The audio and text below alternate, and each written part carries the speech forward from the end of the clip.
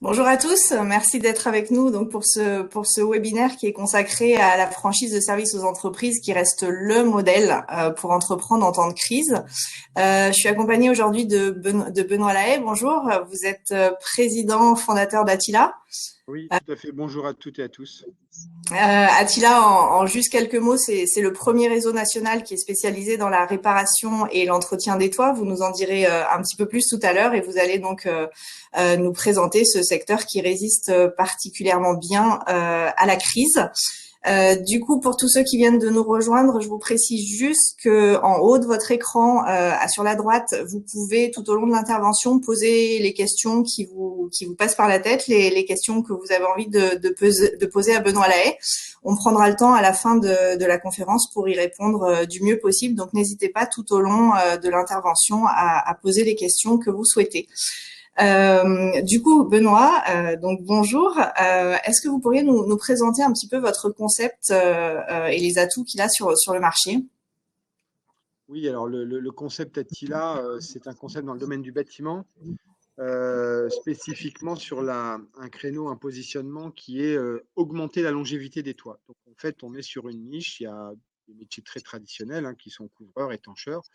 Et en réalité, nous, on s'est positionné sur le fait d'accompagner la durée de vie du toit plutôt vers les professionnels, tout ce qui va être commune, gestionnaire, entreprise, par le biais de contrats d'entretien, de réparation curative.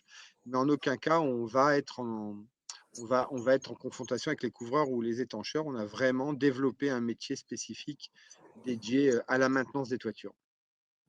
Alors, c'est un réseau qui est né en quelle année, qui se développe en franchise depuis quand? C'est un réseau qui est né en 2007, l'idée est de 2003. 2007, on a créé le réseau et aujourd'hui, on est une centaine de sociétés sur le territoire français. D'accord. Donc, quand on dit que les franchises B2B résistent mieux à la crise, finalement, pourquoi? Qu'est-ce qui explique cette différence?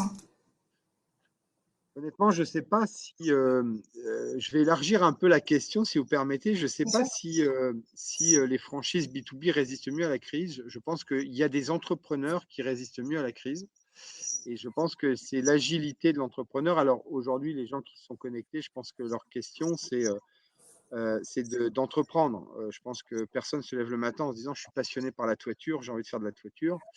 En réalité, ce qui résiste à la crise, c'est la capacité à choisir un modèle qui nous correspond, un modèle dans lequel on se sent bien, un modèle qui nous permet de se projeter dans le futur. Et ensuite, eh ben, on a des aléas, des difficultés.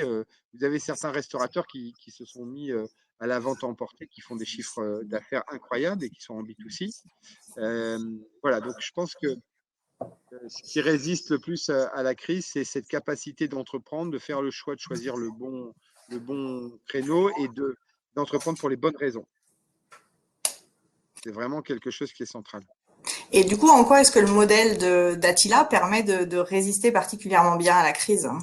Alors, nous, au niveau d'Attila, on a donc cette récurrence de contrats d'entretien. Donc ça, c'est vrai que c'est quelque chose qui est, on remet pas, on reporte pas cette nécessité de l'entretien du toit.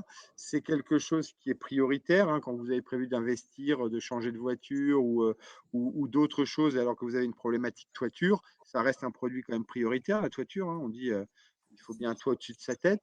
Donc voilà. Donc je pense que nous, on a même progressé pendant la crise. Hein. On a eu un mois et demi de confinement comme tout le monde, mais finalement, on a fait 10% de chiffre d'affaires en plus malgré tout. Donc, on aurait dû faire une année vraiment extraordinaire. Donc, je pense que le produit par lui-même et le fait, en effet, de travailler avec des entreprises ne nous a pas impacté. En tout cas, ne nous a pas ralenti sur cette année-là. Vous parlez de 10% d'augmentation de chiffre d'affaires. Vous avez un peu plus de chiffres sur 2020. Ça s'est passé comment pour vous, 2020, globalement? 2020 a été une année où on a pris le Covid tous pareil, on a dû se réorganiser, se réorienter, faire des groupes de travail, faire un bilan sur la situation qu'on était en train de vivre. Donc on a monté 7 groupes de travail qui ont eu chacun une thématique, donc on s'est rapproché de nos franchisés. C'est le côté collaboratif d'Attila, participatif. Et on a monté 7 groupes de travail. Chacun est parti travailler 72 heures. Donc il y avait des groupes de travail avec chaque chef de service. Les groupes de travail étaient très divers. Hein. Il y avait relance de l'activité, management des équipes, gestion des protections des EPI, nos collaborateurs, bref, et de ces groupes de travail, 72 heures après, est accouché un plan de route, un plan de redémarrage, un plan de reprise d'activité. Et donc, dès qu'on a pu reprendre, eh ben, on a repris finalement mieux organisé qu'avant qu'on s'arrête. Et ça a permis du coup de faire des chiffres d'affaires records les mois qui ont suivi. Donc voilà, on a vraiment progressé, ça nous a permis de se réorganiser, de se remobiliser. Donc c'était plutôt une bonne année au final. C'était plutôt une bonne année. Ces groupes de travail dont vous parlez, c'est quelque chose que vous mettez régulièrement en place chez Attila. Les franchisés sont vraiment impliqués à part entière dans le développement, dans la réorganisation du réseau? Oui, on a toujours des groupes de travail sur toutes les thématiques. On a une D'accord. commission qui est élue qui est élue par leur père avec 7 franchisés et on discute des sujets stratégiques et avec la commission, on définit les feuilles de route de certains groupes de travail. Et donc, ça peut être dans notre organisation des groupes de travail sur le marketing, sur l'informatique, sur tout ça. C'est vraiment quelque chose qui est dans notre ADN de savoir travailler sur des sujets qui permettent après de performer, de développer encore plus rapidement l'entreprise. Et ça permet d'avancer d'autant mieux à la fois pour vous et pour les franchisés, j'imagine. Bah, exactement. C'est là où il faut bien comprendre le modèle de la franchise. En réalité, souvent on dissocie le franchisé du franchiseur ou réciproquement. En réalité, c'est une marque. Quand vous décidez de rejoindre un réseau, vous décidez de rejoindre une marque et c'est du gagnant-gagnant. C'est-à-dire que quand on décide d'entreprendre dans un réseau de franchise, c'est vraiment parce que on a soit une appétence au produit, on aime le produit, on trouve qu'il est bien positionné, qui nous permettra de nous développer, qu'il y a un marché, qu'il y a peu de concurrence, donc on le choisit par rapport à son appétence. Soit on peut le choisir aussi par rapport aux valeurs que porte la marque, que porte le réseau, que portent les gens. Et en réalité, c'est un collectif. C'est vraiment l'équivalent d'une équipe cycliste avec le leader, la voiture balai, la voiture technique. Vous n'êtes pas seul dans votre coin à devoir vous débrouiller, mais c'est bien un collectif qui fait la performance. Il y a bien un concept qu'il faut, qu'il faut appliquer. Et ce concept évolue au fur et à mesure des performances, au fur et à mesure des besoins clients. Un concept est quelque chose qui bouge, qui évolue. C'est quoi les valeurs du collectif Attila? Ben, nous, on a vraiment développé l'intelligence collective, c'est vraiment quelque chose de fort, et le participatif par ce biais des organes d'échange, par le biais de groupes de travail, par le biais de commissions, par le biais de séminaires. On fait des séminaires avec les assistantes, les chargés de clientèle. Alors, le Covid nous a ralenti, mais on est toujours en connexion de près ou de loin avec les franchisés et leurs collaborateurs, leurs salariés. Donc voilà, on a un outil qui permet de proposer à tous les collaborateurs du réseau des améliorations. Ce n'est pas que les franchisés qui peuvent proposer.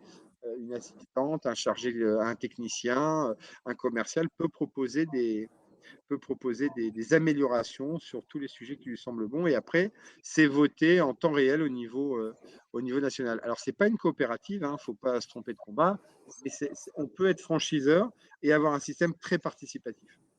On empiète un peu sur les questions d'après, du coup, mais c'est en relation avec ce que vous étiez en train de dire. L'accompagnement chez Attila, il ressemble à quoi exactement? Qu'est-ce que vous proposez à la fois aux nouveaux entrants et puis aux franchisés qui sont chez vous depuis un certain temps déjà? L'accompagnement, il est vraiment généralisé sur tout ce qu'un créateur d'entreprise a besoin. C'est-à-dire que quand vous lancez votre entreprise, vous allez avoir un support pour le business plan que vous allez devoir faire, hein. Il faut vraiment comprendre qu'une franchise, ça ne vous dédouane pas de votre rôle de chef d'entreprise. Donc, en fait, le franchiseur va vous donner plein d'outils, et ça sera quand même, donc ça va vous faire gagner du temps, mais vous restez vraiment entrepreneur. Donc, on va accompagner sur des outils comme le business plan, on va accompagner sur le marketing, on va accompagner sur l'informatique, on a nos propres outils informatiques, on va accompagner sur l'animation, donc avec des visites d'animateurs réseau, on va accompagner sur le développement des grands comptes, on va apporter du chiffre d'affaires, on va accompagner sur une centrale d'achat que l'on a, on va accompagner sur le digital pour des campagnes digitales, on va accompagner sur la sécurité parce qu'on a un responsable QHSE qui va pouvoir préconiser des choses et on va accompagner bien sûr aussi par le biais de la formation. Donc en réalité, tout ce que je viens de citer, c'est ce que tout chef d'entreprise je dirais, a besoin pour performer et c'est notre quotidien, ça. C'est vraiment le métier, le rôle d'une tête de réseau, c'est d'accompagner, d'aider, de former des franchisés à tous ces expertises. Donc, quand vous êtes seul dans votre boîte, c'est assez compliqué de pouvoir maîtriser tout ça. Oui, et c'est aussi ce que viennent chercher finalement les créateurs d'entreprises qui veulent une franchise, c'est tout cet accompagnement, tout ce soutien de la part d'une tête de réseau. Exactement, exactement. Cet accompagnement, à l'inverse de ce qu'on peut croire, on dira c'est super, je vais être aidé, accompagné, ça va être génial. Attention, ça va créer un effet d'accélération aussi. Donc, c'est pas parce que finalement les choses vont aller plus vite, puisque le but aussi quand on rejoint une franchise, c'est d'aller plus vite. Mais il faut bien comprendre que les problématiques RH, recrutement, trésorerie, tout ça reviennent bien aux franchisés, hein. Donc, rejoindre une franchise, ça ne veut pas dire être plus facile. Ça veut dire être dans un collectif et pouvoir avoir des outils pour aller plus vite. Mais j'insiste sur le fait que ça reste de l'entrepreneuriat avec toutes les problématiques. Voilà, il ne faut pas aller dans une franchise en se disant ça, du coup, ça va m'être plus simple. Ça serait une Oui, erreur. ça ne dédouane pas le chef d'entreprise prise de toutes ses Surtout obligations. pas. Surtout pas, ouais. Et même, ça ne retire pas la solitude du chef d'entreprise. C'est-à-dire que vous avez beau être dans un collectif, vous avez beau pouvoir échanger lors d'un séminaire avec vos pairs, ce qui est quand même très agréable, c'est au quotidien, ben, vous êtes au volant de votre entreprise, vous devez prendre vos décisions, vous devez recruter, des fois vous séparer de collaborateurs, vous devez investir, vous devez vérifier la trésorerie. Voilà, c'est vraiment, ça ne retire rien du tout à l'entrepreneuriat. Justement, est-ce qu'il faut avoir un profil particulier? C'est quoi les compétences, les qualités pour rejoindre Attila? La conviction. Un seul La point. conviction, la conviction, c'est super important. C'est-à-dire que, alors bien sûr que les qualités, déjà les qualités, je pense que l'ouverture d'esprit, l'humilité, les bonnes raisons.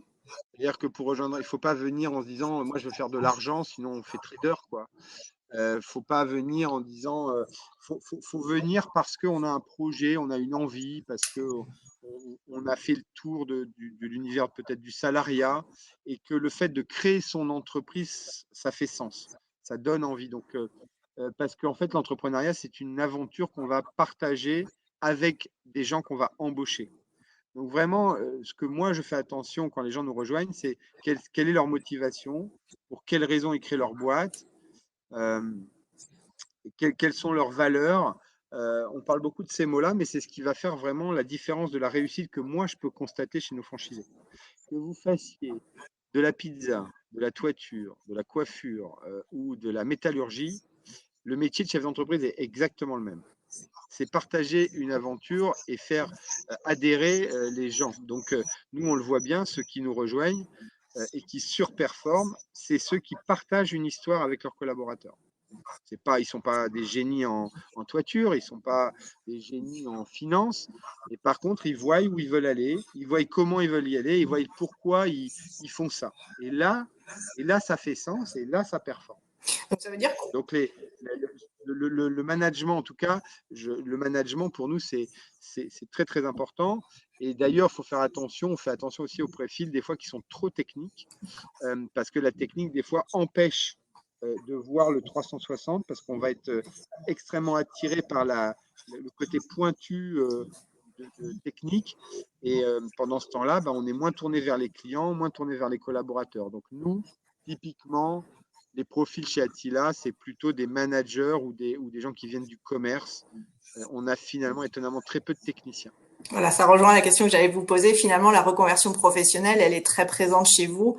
On peut venir d'un peu n'importe quel secteur d'activité. Si on a des compétences managériales, commerciales, ça colle avec le Oui, quotidien.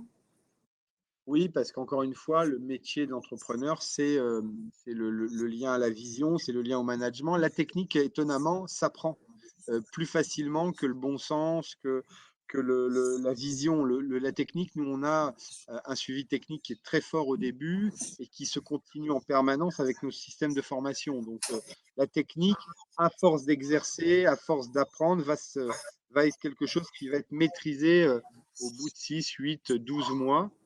Ça va être maîtrisé. Et donc, nos profils viennent de chez on a beaucoup de gens qui viennent de grands groupes comme Decathlon, comme Jardiland, des gens qui viennent de la banque aussi, voilà, des gens qui viennent du sport. Voilà, on a de tout. Et des gens qui veulent quitter le salariat pour devenir chef d'entreprise et pour… À 90%, c'est ça. D'accord. En termes de formation, vous parlez beaucoup de la formation technique particulièrement. Ça se passe comment chez vous? Il y a une formation initiale relativement importante, j'imagine? Oui, il y a une formation. Alors, la formation technique, c'est peut-être 20% de la formation. Donc, vous voyez, on pourrait croire qu'on va chez Attila en se disant, tiens, je vais avoir une formation. Il y a 7 semaines de formation. Sur les 7 semaines, il y a 3 semaines de 2 semaines et demie de formation purement technique. Mais la formation chez Attila, bah, c'est tous les sujets. C'est tous les sujets. Ça va être des formations commerciales, des formations sécurité, des formations management, des formations pilotage, des formations financières. Voilà, donc en fait, quand vous faites vos 7 premières semaines, bah, vous avez vraiment la partie, la base qui permet de connaître vos indicateurs, de connaître vos objectifs. Vous êtes venu avec votre assistante les 2 dernières semaines, hein, vous avez fait 5 semaines et les 2 dernières sont avec votre assistante. Et donc, vous allez balayer l'ensemble des points qui vont vous permettre de piloter votre activité. Et évidemment, il y aura de la technique. Ça, c'est la formation initiale. Mais la formation initiale ne s'arrête pas là. Vous avez de la formation tout le temps. Parce que les entreprises Attila, quand vous démarrez, vous êtes 4 et vous finissez à 12. Donc, clairement, vous êtes toujours en train d'embaucher des gens. Des fois, il y a du turnover. Donc, vous devez former les nouveaux, remettre à niveau les anciens, reformer aux nouveaux outils qui sortent, rappeler des choses qui avaient été vues un an précédemment mais qui sont oubliées. Donc, en réalité, on a toute une plateforme dédiée à ça, une plateforme de management de la formation avec du e-learning, des vidéos, du présentiel, des moyens d'évaluation des collaborateurs sur où ils en sont pour voir quels sont les prochains modules qu'ils pourraient avoir besoin. Et ça, on le fait pour tous les profils. Chez Attila, vous avez le profil donc technicien de toiture, chargé de clientèle, chargé d'affaires, vous avez responsable d'agence, vous avez assistante téléprospectrice, assistante commerciale et vous avez même des directeurs d'agence. Donc en fait, chaque profil a son propre parcours, a son propre besoin de compétences et a ses propres modules de formation. Et c'est vous qui vous chargez de la formation de chacun de ces corps de métier. Absolument, c'est tout en interne. Il y a quelques formations qu'on externalise, comme les formations CACES, Cordis, CCST, Amiante, des formations qui sont des formations dites obligatoires. Ça, on l'externalise parce qu'elles n'ont pas de valeur ajoutée. Par contre, tout le reste, on le fait en interne, que ce soit la spécificité de monter sur un toit, que ce soit le discours sur notre marque, que ce soit… voilà, tout le reste est fait en interne. Je crois que pour rejoindre votre réseau, il y a un système de cooptation qui vous permet de sélectionner, entre guillemets, en amont, en plus de votre sélection de tête de réseau. Vous pouvez nous en dire un petit peu plus? Oui, on est toujours sur cette logique un peu d'intelligence collective, de participatif. On essaye de transformer le geste et de ne pas être que dans la parole. Donc, en réalité, on considère que quand quelqu'un rejoint le réseau, c'est quelqu'un qui va faire partie de la famille professionnelle et que ça a du sens qu'il soit coopté par 4 franchisés. Donc, il y aura d'abord un parcours qui fait que la personne va rencontrer Caroline, qui est notre responsable du recrutement. Mais derrière ça, quand on a validé un certain nombre de points, eh ben, il y aura 2 échanges téléphoniques avec des franchisés et 2 rencontres physiques. Et puis, c'est aussi de la cooptation réciproque, hein. Le candidat, ça lui permet de connaître nos valeurs, de connaître les franchisés. Et puis, à l'inverse, nos franchisés, dire, bah, tiens, il nous ressemble, il a nos valeurs. Voilà. Donc, c'est vraiment une Dans cooptation. les deux sens, ouais, réciproque complètement. Dans les 2 sens, exactement. Pour en revenir un petit peu à la période qui est pas évidente là dans le contexte actuel, pour les créateurs d'entreprises, enfin les porteurs de projets en tout cas qui voudraient créer leur entreprise, qu'est-ce que vous pourriez leur conseiller? En quoi est-ce que c'est le bon moment de se lancer malgré tout, j'ai envie de dire? Eh ben, pour moi, il y a toujours des crises. C'est-à-dire que j'ai fait une formation comme ça avec nos franchisés où je suis intervenu pendant une demi-journée. En réalité, quand vous regardez, il y a toujours des moments de crise. Et crise, c'est aussi des moments d'ouverture d'opportunités. C'est vraiment quelque chose qui peut aussi créer. Voilà. Moi, J'ai créé le réseau Attila en 2007, comme je vous ai dit. Donc, je suis tombé en plein dans la période de crise 2018, Oui. enfin 2008, pardon. Donc, je ne sais pas si certains s'en souviennent, mais c'était la crise terrible, le bâtiment s'effondrait et tout. Et on a multiplié par 2, par 3 le chiffre d'affaires chaque année. Donc, la crise, je redis, elle est là, elle existe, il y a il y a des marchés qui la prennent vraiment de plein fouet et qui n'ont pas réussi, qui n'ont pas eu le temps de se réorganiser. Donc, elle existe vraiment. Mais globalement, elle crée aussi des opportunités. Donc pour moi, là, se lancer en ce moment, c'est aussi, ça va plutôt dépendre, le fait de se lancer, ça va plutôt dépendre de l'état de maturité du candidat, de son état de réflexion. Parce que là, c'est la crise. Après, c'est parce qu'on a des enfants. Après, c'est parce que je suis comme ci. Après, c'est parce que je suis comme ça. En fait, quand vous avez une raison qui fait que vous ne vous lancez pas dans l'entrepreneuriat, c'est que juste vous n'êtes pas prêt. Parce qu'à un moment donné, c'est l'appel du large, quoi. À un moment donné, on pourrait vous dire que vous n'avez pas gagné de l'argent pendant 10 ans, que vous iriez quand même. C'est ça qu'il faut comprendre. C'est que il y a au fond de vous l'idée de dire j'y vais. J'ai trouvé le truc, j'ai besoin de le faire et j'y vais. Et donc la crise, pour moi, n'est pas un sujet dans le sens où il y aura toujours quelque chose qui ne collera pas. Ce sera soit le contexte international, soit le contexte national, soit le contexte familial, soit le contexte personnel. Voilà. Après, il y a des choses beaucoup plus lourdes qui sont. Enfin, voilà, c'est pas le pays des bisounours. Quand on a un problème de santé qui est très grave, évidemment que on est d'accord que c'est un problème. Mais hormis un problème de santé, quand on est entrepreneur, on est là pour être agile, on est là pour rebondir, on est là pour trouver des solutions. C'est ça le métier de chef Oui, ce d'entreprise. que vous dites, c'est que finalement, on a tendance peut-être à se mettre beaucoup de freins dans son processus de création d'entreprise, alors qu'il faut parfois savoir sauter le pas et puis aller de l'avant. Exactement. Exactement. Vous aurez toujours des bonnes raisons. Alors encore une fois, prenez le temps d'étudier, prenez le temps de regarder ce que vous voulez faire, prenez le temps de faire le point avec vous-même, avec vous-même. Qu'est-ce que vous voulez faire? Une fois que vous avez trouvé ça, il y a deux cas de figure, il n'y en a pas trois, il y en a deux. C'est soit vous dites, ben, ça y est, j'ai fait le tour de moi-même et je sais que c'est ça que je veux faire et j'y vais. J'ai trouvé ce qui me plaisait et j'y vais. Et puis, il y a celui qui dit, ben, moi, j'ai fait le tour, je veux y aller, je suis prêt, mais. Et le Oui. mais, il ne faut pas se battre avec, c'est que vous n'êtes pas Oui, prêt. c'est qu'il y a encore trop de doutes qui Mais subsistent. ouais, c'est mais le taux horaire est pas assez cher, mais si je trouve personne pour embaucher, mais si je trouve pas mes locaux, mais si je trouve pas de clients, mais si bon, à un moment donné, il faut y aller. Donc s'il y a des mais, on n'y va pas et c'est pas grave. Il y a des gens qui repartent dans le salariat pendant 2, 3, 5 ans, 10 ans et qui reviennent après pour créer leur boîte et ça marche très bien. Et ça marche très bien. Il faut juste Ouais, c'est être une prêt question de timing vraiment avec soi-même, avec soi-même. Ouais. autour. C'est ça, c'est vraiment une question de timing avec soi-même. C'est exactement ça.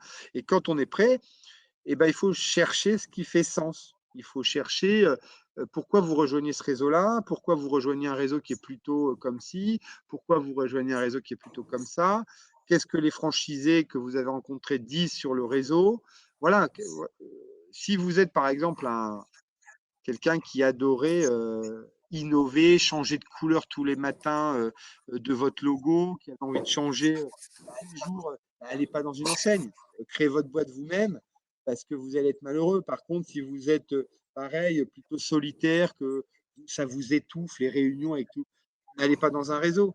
Par contre, si vous aimez la notion de collectif, d'équipe, de l'esprit, l'état d'esprit, ben voilà, c'est vraiment cette idée d'aller dans un réseau. Vous savez, moi je dis souvent que entreprendre, c'est comme monter le Mont Ventoux en vélo. Pareil. Vous avez le choix de commencer votre boîte avec l'assemblage d'un cadre. Donc, vous allez chercher des tubes, des pédaliers, puis vous avez avec votre fer à souder, puis vous assemblez votre vélo. Vous en avez pour 1 an, peut-être 2 ans, avant que le vélo soit prêt. Pour peu qu'il y ait quelques soudures qui vont casser, c'est possible. Mais en même temps, c'est votre vélo, c'est à vous, il est à vous. Donc, il est forcément beau, il vous ressemble. Et puis, vous partez, mais vous aurez mal aux cuisses, parce que de toute façon, c'est vous qui pédalez, vous êtes seul sur le vélo. Ça, c'est la création d'entreprise, de zéro.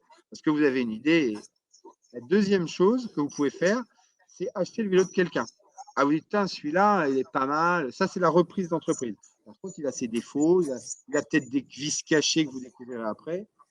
Le problème, c'est que c'est toujours vous qui partez et qui montez le mont, et c'est vous qui avez mal aux cuisses. Donc ça, c'est pareil que la première version. Vous êtes toujours sur le vélo et vous avez toujours mal aux cuisses.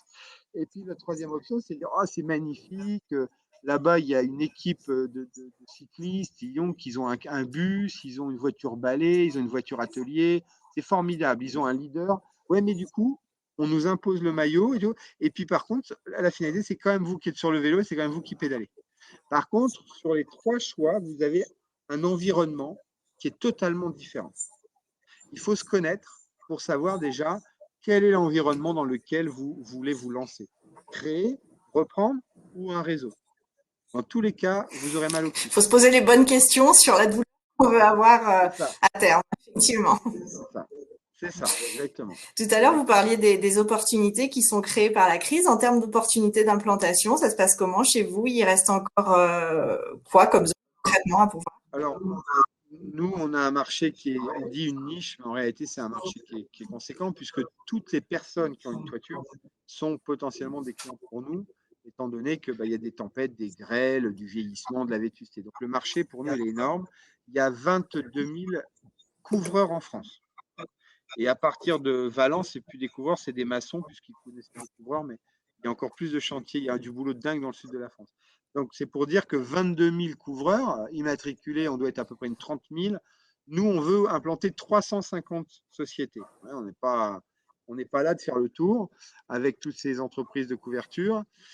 Et aujourd'hui, on a ouvert une centaine de sociétés, hein, on est à 100 sociétés et donc on en ouvre encore 200 dans les 5 à 7 ans qui viennent. Donc il y a des opportunités à peu près partout en France.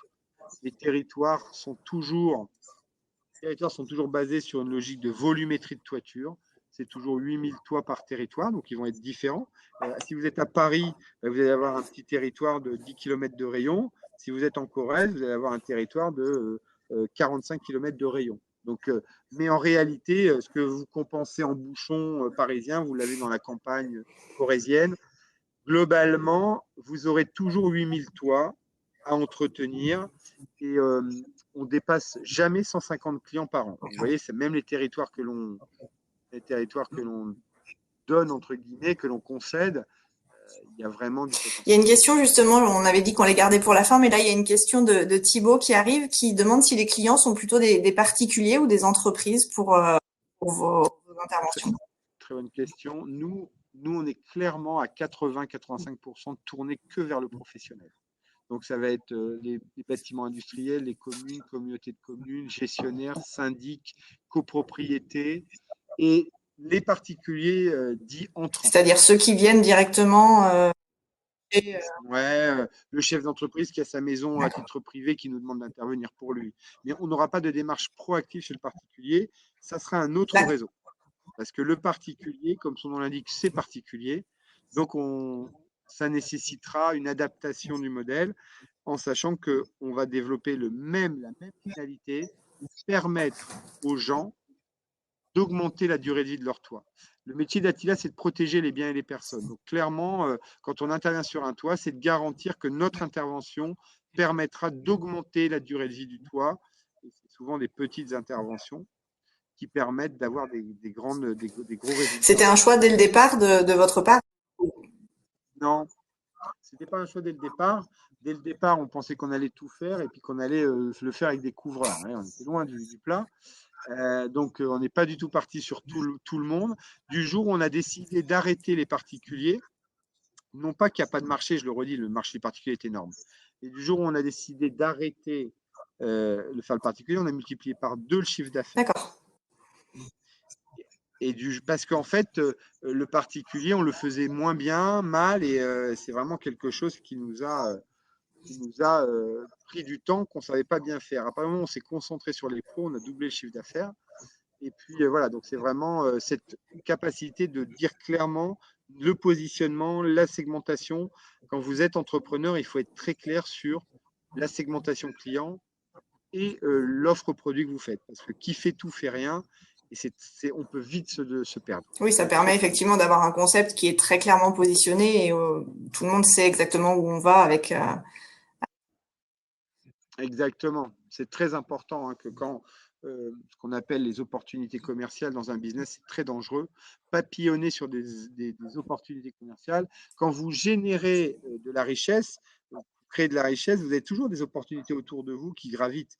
Et donc, à force de vouloir choper les opportunités commerciales, ben, vous vous retrouvez dépositionné de vos bases. Et vous vous retrouvez au milieu de nulle part, à plus savoir ce que vous faites. Donc, c'est très important d'être précis et très clair sur ce qu'on propose aux clients, comment on le propose et avec qui on le Et propose. j'imagine que pour les franchisés, en termes d'activité, c'est aussi plus, alors j'allais dire rentable, c'est pas forcément rentable, mais en termes de temps, on perd peut-être moins de temps en traitant avec des entreprises parce qu'il y a plus de synergie, les clients viennent différemment d'un particulier. C'est très différent, c'est vraiment ce qu'on appelle des business models qui vont pas nécessiter le même nombre d'embauches, pas les mêmes fonctions, qui vont nécessiter pas les mêmes démarches commerciales. Donc c'est très difficile de répondre à cette question parce qu'en fait, quand on le fait bien d'un côté, ça marche aussi bien que si on le fait bien de l'autre. Donc c'est très difficile. C'est pas plus, c'est D'accord. différent, c'est vraiment différent. Nous, quand on traite du pro, il n'a pas la même préoccupation que le particulier. Donc en effet, si on veut euh, travailler qu'un particulier comme on gère un syndic de copropriété ou comme on gère avec un directeur d'un service technique, ça ne marche pas du tout pareil. Donc il faut bien scinder les choses et être bien clair sur ce qu'attend le client Vous final. parliez de recrutement, justement, une deuxième question qui arrive pour savoir si les techniciens qualifiés pour la toiture sont faciles à recruter. Est-ce que c'est compliqué de trouver, j'imagine que la question c'est de bons salariés finalement. Ouais. Non, mais globalement, le marché de l'emploi bâtiment en règle générale est tendu. C'est-à-dire qu'il y a beaucoup plus d'offres d'emploi que de demandes. Donc, on trouve absolument, on trouve des couvreurs de métier en sachant que ces couvreurs sont recrutés pour changer de métier. Quand vous êtes attilien, quand vous êtes technicien de toiture, il faut bien expliquer au couvreur ou à l'étancheur que ce n'est plus du tout le même métier qu'avant. Mais ça n'a rien à voir. C'est vraiment quelque chose qui est totalement différent. Refaire une toiture de A à Z n'a rien à voir avec le fait de l'entretenir et ni dans la relation client, ni dans la partie gestion sécurité, parce que nous, on fait 22 000 interventions. Des fois, votre technicien va faire 3 interventions dans la journée. Donc, ça nécessite une relation à la sécurité très développée. Ça nécessite d'aimer le service client. Donc, on va trouver des couvreurs qui vont accepter, qui vont même avoir envie de devenir des techniciens de toiture. Et puis, on a aussi des pures reconversions, des gens qui viennent d'un autre métier et que l'on va faire monter en compétences sur ce métier de Ça, technicien de toiture. Donc, pour répondre, c'est pas simple, mais c'est pas simple. l'entrepreneuriat, dans tous les cas, c'est pas simple. Sinon, ça serait pas drôle. Mais j'ai jamais eu une entreprise Attila sur les 100 qu'on l'on a qui ne se serait pas développée parce qu'ils trouvaient personne. Mais ils sont tous unanimes, ils auraient besoin de plus de monde. Ils pourraient être encore plus performants s'ils trouvaient plus de monde. Mais néanmoins, vous démarrez avec 2 techniciens. Et moi, j'ai des franchisés qui aujourd'hui ont 3 sociétés. Donc, vous démarrez avec 2, vous allez jusqu'à 6 ou 7 par société. Donc, vous voyez, vous pouvez monter jusqu'à 25 collaborateurs sur l'ensemble des entités, ça se trouve. Mais faut être un bon manager, il faut donner du sens, il faut donner de la vision, il faut impliquer les gens dans leurs tâches, il faut leur donner, voilà, faut vraiment être un bon Ça manager rejoint pour ce que vous pouvoir les disiez garder. tout à l'heure, que la compétence principale pour devenir franchisé, finalement, c'était vraiment le management avant tout le reste. Ouais, les gens vont faire des tâches, mais je peux vous dire qu'ils ne se lèvent pas pour exécuter des tâches. Ils se lèvent pour évoluer, ils se lèvent pour, pour passer un bon moment, voilà, pour être appréciés par les clients, ils se lèvent pour être reconnus par leur manager, leur patron, ils se lèvent pour avoir, voilà, ils se lèvent pour, on est tous pareils, on se lève pour être reconnus et pas pour faire une tâche. Et donc, dans le bâtiment, des fois, c'est un peu le raccourci. Et je pense que du coup, quand on sort de là, eh ben, on arrive à trouver les gens. Oui, et ça s'apprend pas. Cet aspect de management, vous pourrez avoir tous les profils techniques que vous Ça, voulez. ça, ouais, ça s'apprend. Oui, ça s'apprend quand même, mais il faut être ouvert à ça. Il faut être conscient de ça, il faut avoir envie d'aller vers ça. Ok. Si on pose les choses un peu plus au niveau financier, j'ai envie de dire. Quel budget est-ce qu'il faut pour devenir franchisé Attila? Alors, le budget, c'est celui de créer une entreprise dans le domaine du bâtiment. Globalement, la franchise, le droit d'entrée de la franchise, c'est 26 000 euros. Il y a une partie aussi en plus pour la formation. Mais l'enveloppe globale, tout le reste, c'est-à-dire que ça, c'est ce que vous payez en droit d'entrée. Donc ça, c'est pareil. Pour ceux qui nous écoutent, il faut savoir que le droit d'entrée, vous devez bien intégrer que ça représente en fait le savoir-faire de l'enseigne. C'est quelque chose qui a une vraie valeur parce que c'est l'équivalent du vélo en carbone qu'on vous met à disposition. Donc c'est un vélo ultra affûté, c'est en carbone. Donc payer le droit d'entrée, c'est payer le droit d'avoir un vélo affûté qui a été amélioré par les collègues et tout. Donc vous avez le droit d'avoir un vélo hyper performant. C'est toujours dur à pédaler, je le répète, au cas où c'était pas le cas. Et par contre, vous avez quelque chose d'affûté. Donc ce droit d'entrée, il faut bien regarder ce qu'il vaut, ce qu'on vous demande. Voilà. Mais après, le reste, c'est ce que ça vous aurait coûté. C'est des cautions de bâtiment, c'est de la trésorerie et globalement, la totalité pour monter une boîte de couverture dans le domaine de la manufacture, c'est un budget de 140 à 160 000 euros. Ça, c'est tout compris. Vous démarrez de 1 et vous faites un apport, vous, là-dessus, de 40 000 euros. Donc, on va aller lever 110, 120 000 euros à la banque et vous avez un apport de D'accord, 40 c'est vrai que 000 c'est une euros. question que se posent souvent les porteurs de projets, enfin selon l'avancée de leur projet. Ils le savent plus ou moins, mais c'est une question qui est importante dans le processus de création d'entreprise forcément et qui exactement, oui, L'apport. qui fait passer beaucoup de... Pareil, faites attention si vous avez des opportunités où l'apport est de zéro, où la redevance est de zéro, c'est que c'est pas un modèle. Voilà, il faut faire bien attention à ça. Il faut vraiment bien prendre le temps de se poser. Voilà, souvent l'apport, c'est pas généralisé, mais l'apport et l'investissement correspondent à proportion à l'échelle de votre business de demain. C'est-à-dire que globalement, si vous mettez 5 000 balles, vous allez vous retrouver avec une boîte qui fera 150 000 euros avec vous tout seul dedans. Si vous mettez un investissement à 40 000 euros d'apport, plus vous levez 100 000, regardez ce que vous aurez demain. Et est-ce que ça correspond aussi à votre envie? Vous avez des gens qui veulent travailler seuls. Vous avez des franchises qui correspondent peut-être plus à ça. Nous, à Tila, quand vous mettez 40 000, vous allez avoir une dizaine de collaborateurs à 5 ans. Vous allez dépasser le million d'euros. Est-ce que ça... Mais vous avez apporté 40 000. Donc le ratio est quand même pas mal. Le ratio est quand même pas mal. Vous avez 40 000, 5 ans après, vous avez une boîte d'1 million d'euros.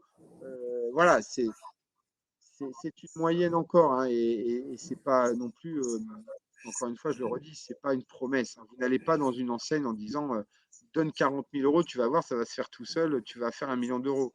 Donc attention aussi à ce qu'on peut vous dire, mais globalement, le budget global de lancement, c'est 140 000 euros Avec à l'importance, 160 comme vous 000. le dites, Voilà. de regarder bien au-delà de juste le chiffre de départ, mais de ce que ça peut rapporter et du potentiel qu'il peut y avoir derrière.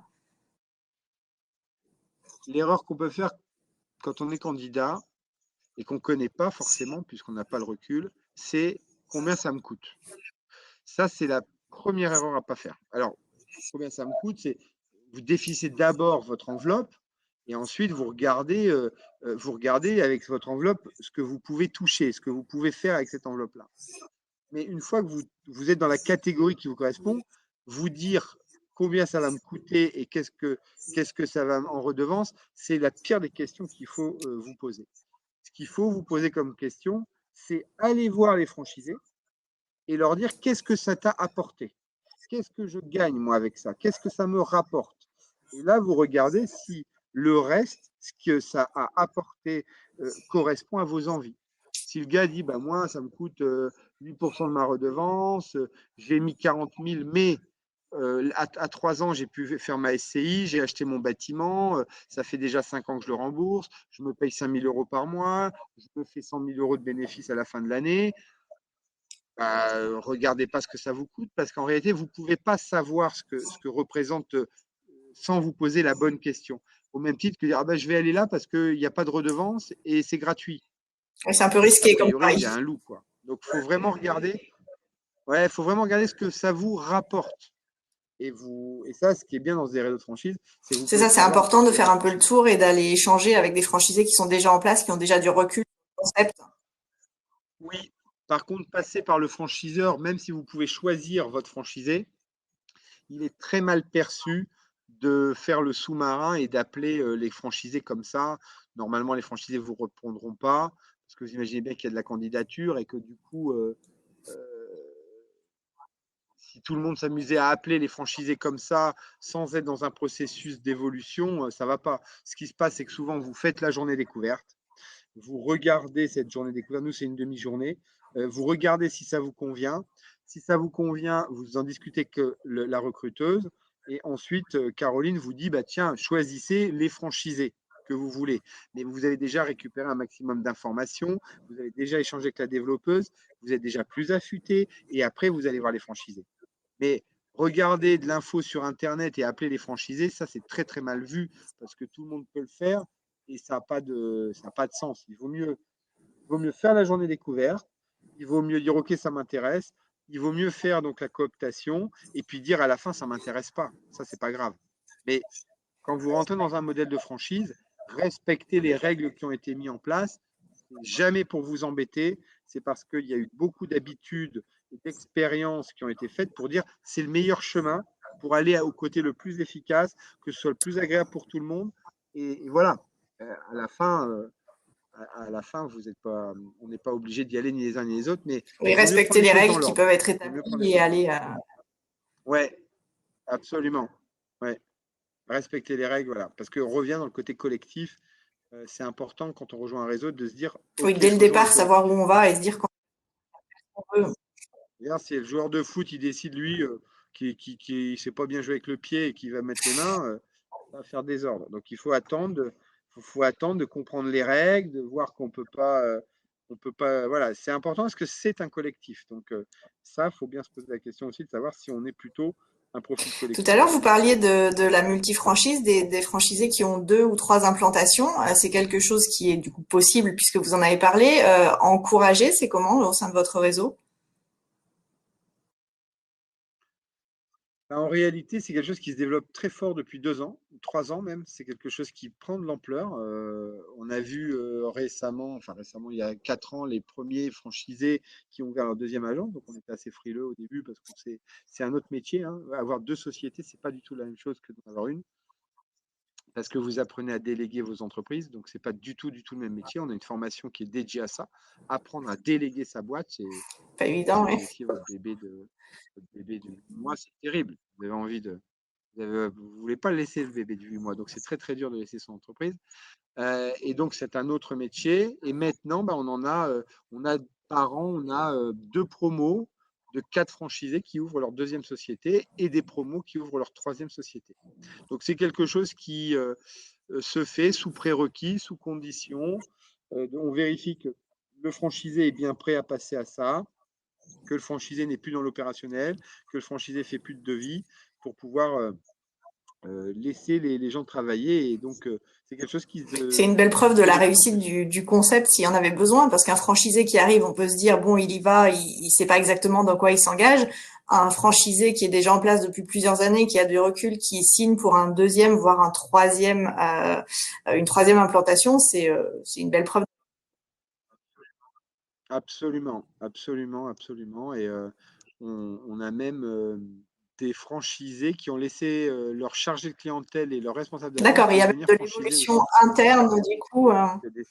salariés ouais, des salariés de franchisés qui sont Ça venus rejoint là aussi un peu franchiser eux-mêmes. l'histoire de famille, d'aventure, où il y a de la cohésion et des vraies valeurs.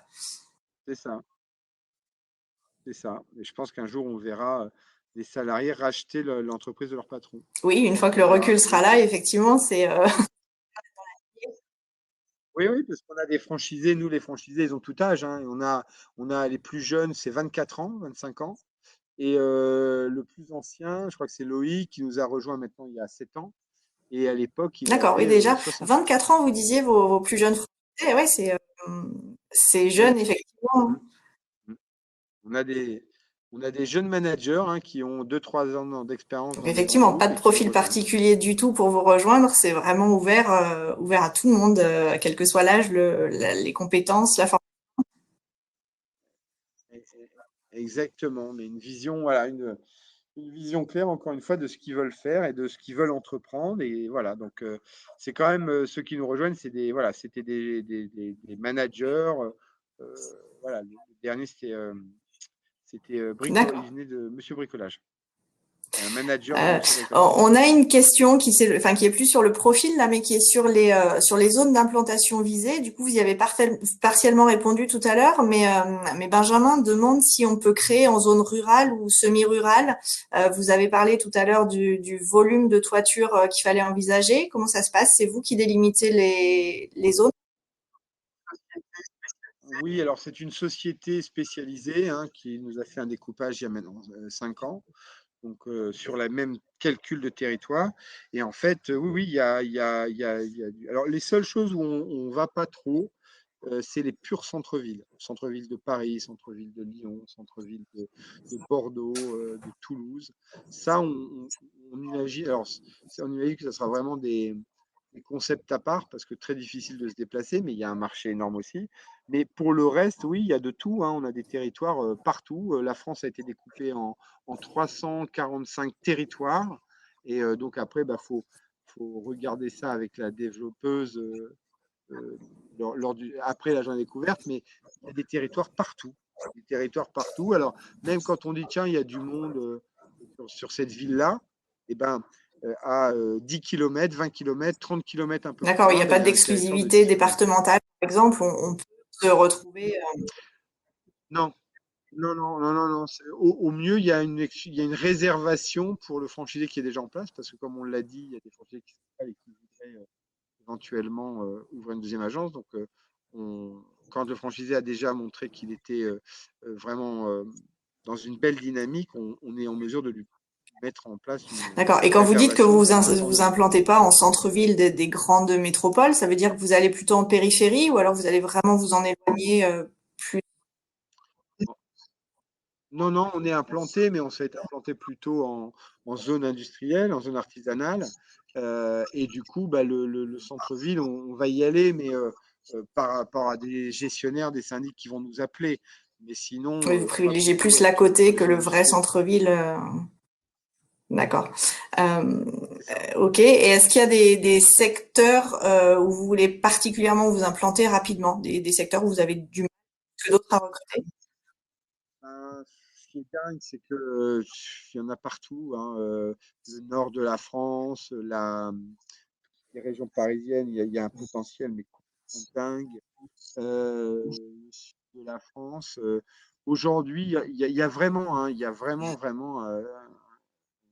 Et voilà, non, il y a pas de lieu en particulier, mais là où je vois qu'on pourrait vraiment mettre 10 fois plus d'implantation, c'est la région parisienne, le nord de la France, le, le- même l'Alsace. Non, Sur la France? je me rends compte que je vais faire le tour je vais faire le tour. Ah oui, parce que Marseille, c'est Oui, il y a pareil, il y a vraiment un du gros gros potentiel potentiel. partout. Donc, Non, quelle non, que soit finalement il y la a du région des participants qui êtes là aujourd'hui à nous écouter, n'hésitez pas, il y a du potentiel et des opportunités à saisir. Ah oui, oui, oui, c'est Une sûr. question de Tout à fait. Christian qui demande une personne morale peut-elle être franchisée?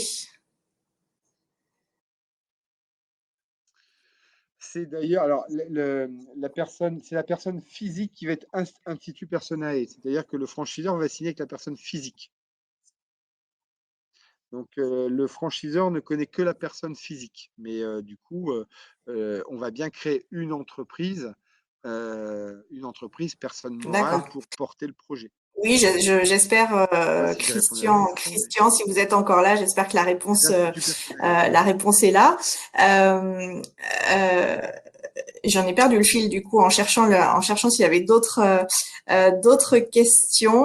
Non, a priori, on a à peu près fait le tour des questions qui étaient posées. N'hésitez pas si vous en avez encore.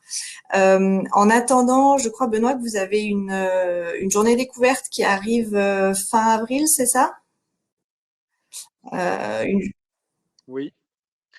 Alors, c'est le Le 21 de La date mémoire. de la journée découverte, 21 avril, qui va se faire donc le matin. En général, c'est D'accord. Donc, 9h, 12h30. découvrir.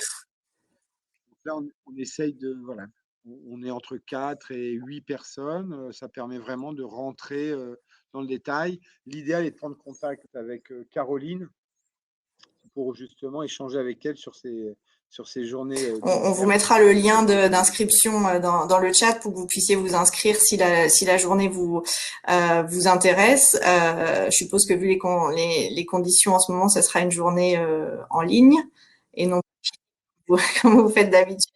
oui, c'est ça. C'est ça, il faut pouvoir Oui, oui, s'adapter c'est un peu encore le une nouveau fois format, là, hein, clairement. à tout ce qui arrive. C'est ça. Et finalement, on a trouvé que c'était pas si mal parce que les journées découvertes où des fois on faisait des kilomètres et des kilomètres pour venir passer la journée, voilà, les journées découvertes par définition, c'est bien de pouvoir aussi les avoir sur 4 heures, se faire une idée, peut-être en faire une autre ailleurs. C'est peut-être plus simple C'est pas effectivement mal, pour les hein. porteurs de Moi, projets de ne pas être pas obligés de se mal déplacer et de pouvoir s'impliquer. Enfin ouais, c'est peut-être moins à contraignant. chaque fois. C'est ça. Ça permet de dégrossir peut-être un peu et après, c'est important de se déplacer notamment, mais on Bon, y a bah, écoutez, trouvé tant des mieux. avantages. Et donc, on vient de vous mettre le lien dans le chat pour vous y inscrire si la journée vous intéresse. On a une question qui vient de tomber sur la possibilité d'entreprendre avec un associé. Est-ce que c'est possible d'entreprendre à deux ou est-ce que c'est forcément tout seul chez Attila? Alors, l'association est quelque chose qui se fait tout à fait. Le plus important, quand on s'associe, c'est de savoir comment on se désassocie. Ça, c'est la base. C'est vraiment, quand vous vous associez en famille et tout ça, c'est un très beau projet, il y a une belle aventure, mais au cas où, alors il faut toujours nous, on a une règle, il faut toujours un porteur du projet. D'accord. C'est-à-dire qu'il faut toujours qu'il y en ait un qui ait beaucoup plus de parts que l'autre. Le 50-50, c'est quelque chose qu'on ne fera pas chez Attila parce qu'on veut D'accord. pouvoir parler à un décideur. Par contre, l'association, c'est pareil. Il faut surveiller quel est le type d'association. Association active, association dormante. Il faut vraiment être très, très clair parce que quand vous avez un besoin d'apport de 40 000 euros et que vous donnez, je sais pas, 40% départ pour 20 000 euros, il faut savoir que, a priori, 5 ans après, ça coûtera 200 000 euros si vous voulez vous séparer de votre associé, ce qui n'est pas très grave, parce que si vous venez Mhm. de verser 200 000 euros, c'est que vous avez aussi réussi. Mais si la personne n'a fait que d'apporter 20 000 euros, il faut juste l'avoir à l'esprit. Si maintenant la personne travaille avec vous au quotidien, il faut vraiment vérifier que chacun a sa place, chacun a son rôle, que c'est bien établi, bien défini, et que si il y avait une difficulté, et ça, il faut le formaliser par écrit, voilà comment ça se passerait, c'est moi qui garderai les parts, je te rachèterai les parts à ce montant-là, comme ci, comme ci, comme ça. Voilà. Il faut vraiment l'association OK, mais il faut bien comprendre les tenants et les aboutissants, actionnaire dormant, actionnaire actif, 20%, 10%, 30%. Il faut que ce soit Voilà. bien balisé, Et oui, en pas de amont avant de se sous-estimé. lancer. Au début, c'est toujours une bonne idée, l'association. Après, ça peut se compliquer. Ça peut continuer à être une belle histoire. Mais pour continuer une belle histoire, il faut déjà que ce soit clair au début et puis qu'il y ait beaucoup de communication après.